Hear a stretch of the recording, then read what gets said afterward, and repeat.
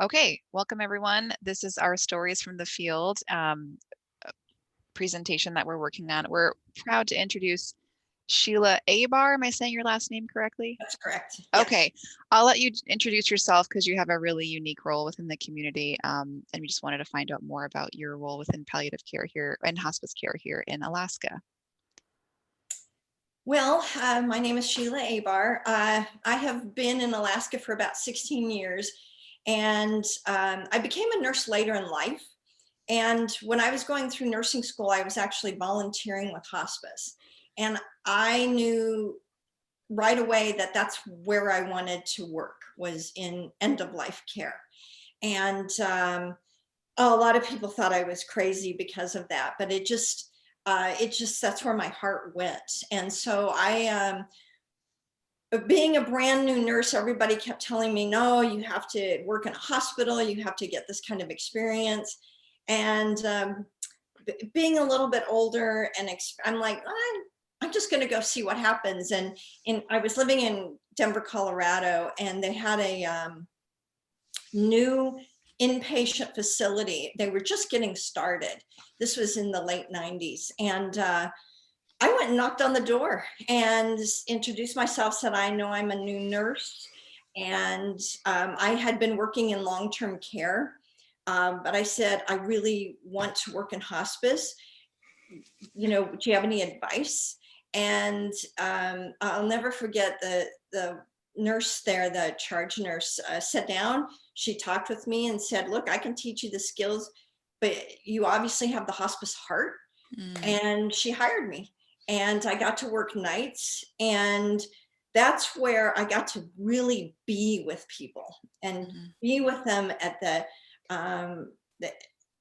time when they were actively dying. And it was just such an honor. And it was like, this is wonderful.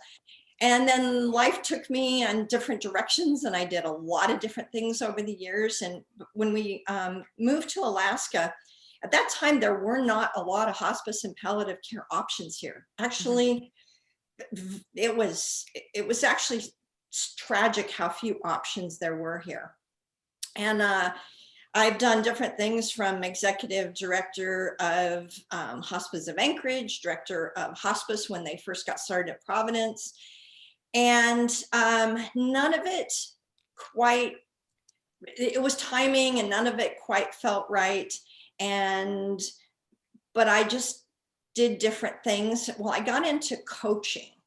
I'm a holistic nurse, and how I became a holistic nurse was because of, that's what I loved about hospice, is because it was patient-centered, family-focused with a team.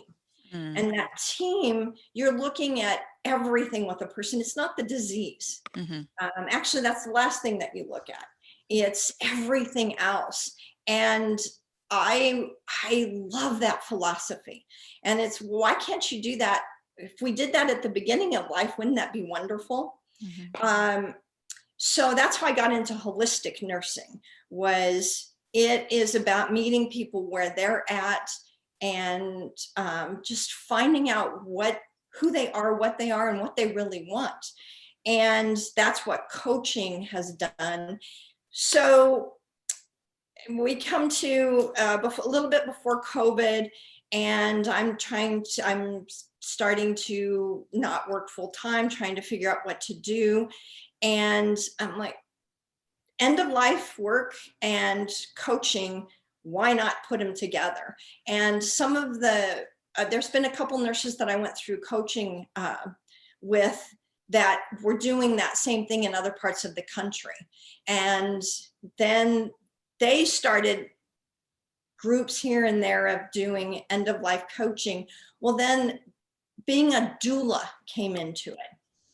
So a doula, we all know at the beginning of life, doulas are there to walk with people through birth.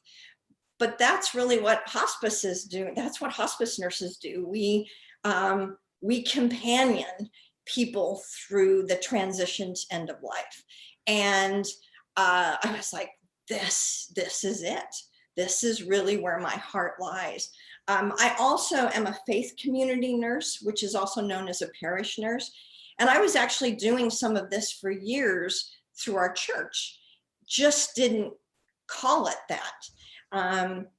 And so when COVID happened, and seeing and hearing so many stories of families separated and not being with their loved ones, and the grief. And I've done a lot of grief work for years, a lot of grief coaching.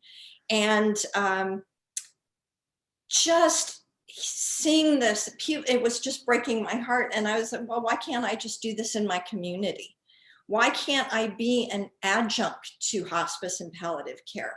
Why can't I just reach out to my neighbors and things like that and be that part? So that's kind of a quick version of how I ended up here. That's lovely. And I think you really tie all the pieces together, the holistic part of hospice, the grief, the being with people. I did just read a really interesting article about death doulas because it is kind of like a new-ish term. And it was so great how it was comparing a birth doula to a death doula, and how at birth you want to know at home or in the hospital, just like with death, at home or in the hospital. With birth, what kind of meds do I want? Do I not want meds, like quote unquote natural? Same thing at end of life. How much medication do you think you want, valuing that wakefulness versus comfort? Such an interesting dichotomy. And so I really think it's a great resource to the community. And I wonder, it sounds like it's changed a little bit with COVID. And it also sounds like throughout your years of experience, you've been able to just sort of masterfully combine all your skills and what you've learned into what you're able to provide to everyone now. And it also sounds like you had a great nurse mentor in Denver. Is there any other interesting things or tips you'd want to share with nurses like you that may have that heart in one place, but may have a skill set for somewhere else, or anything else you wanted to share in that sense? Well, one of the things that I have found through the years, particularly because I've been doing this for so long, I actually started doing hospice and became board certified before hospice was Medicare certified. So this transition that I have seen really hasn't been a good one, because when I look back to 25 years of hospice, in some aspects, we're no better than we were 20 years ago with hospice. Now, palliative care has come out of that, particularly in the hospitals, which is wonderful. I mean, people are finally recognizing that you don't have to have that 6 months and you're going to die to get that care. But it's still so much part of the medical model. And so many providers that I have come across, nurse practitioners, nurses, that have that heart for hospice and palliative care are still torn because they're caught in the medical model, that it's so prescriptive. And they're looking for a way to get back to that. What does the patient and the family want?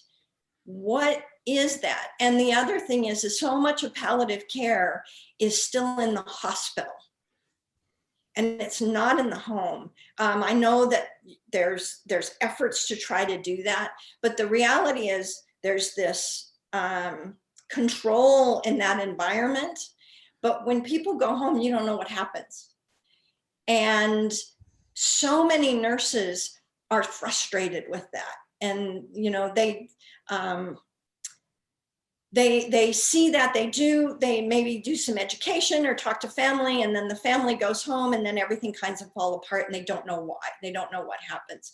And so helping nurses particular have some continuity with these families and things like that, if we could learn to do that, to improve that,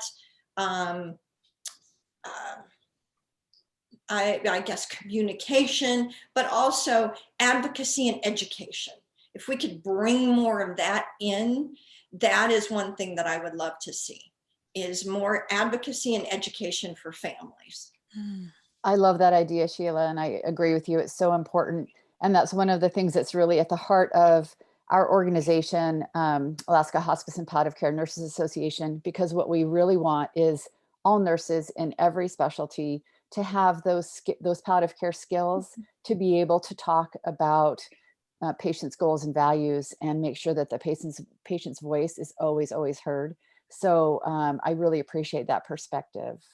Yeah. And this is the other thing is, so the other component to that is self-care. Mm. That is huge, because especially I think in hospice and palliative care, because we are with people who are suffering tremendously. They have long-term chronic things that will end up be life limiting.